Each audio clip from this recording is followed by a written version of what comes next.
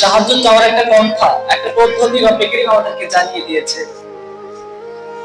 আমরা রব্বি কারীমের কাছে সাহায্য চাবো, এই সাহায্য চাওয়ার পন্থা পদ্ধতি লাগবে কিনা, এই পদ্ধতি রব্বি কারীম আমাদেরকে জানিয়ে দিয়েছে পবিত্র কোরআন। তিনি বলছেন, রব্বি কারীম বলছেন, ওয়াস্তাঈনু বিস-সাবরি ওয়াস-সালাত, তোমরা নামাজ এবং ধৈর্যের মাধ্যমে আমার কাছ থেকে সাহায্য চাও।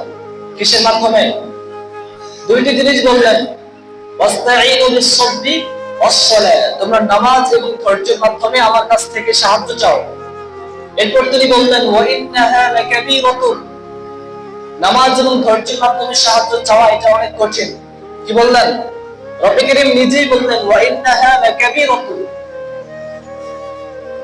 নামাজ এবং ধৈর্যের মাধ্যমে সাহায্য চাওয়াটা হচ্ছে অনেক কঠিন। এরপরে তিনি চুপ থাকলেন না, তিনি আরো বললেন, ইল্লা আলাল খাশিঈন, নামাজ এবং ধৈর্যের মাধ্যমে সাহায্য চাওয়া এটা অনেক কঠিন, কিন্তু ইল্লা, তিনি বলেছেন কিন্তু, আলাল খাশিঈন, যারা রব্বি কারীমকে ভয় করে, যারা রব্বি কারীমকে, যারা অনুগতশীল বান্দা, তাদের কাছে এই নামাজ এবং ধৈর্য ধারণ করা এটা কঠিন কাজ নয়।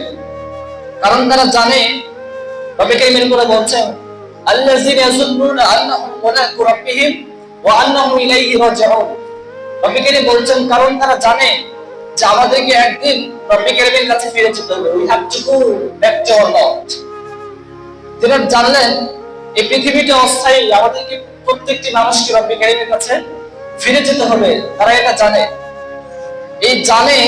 এই কারণে তারা কি করে না, এই নামাজ এবং ধৈর্যকে কঠিন কাজ মনে করে না। এটা কঠিন কাজ কাদের জন্য? যাদের হৃদয়ে আল্লাহর ভয় নেই, যাদের হৃদয়ে তাকওয়া নেই, তাদের কাছে নামাজ এবং ধৈর্য এই দুটি কাজ হচ্ছে কঠিন।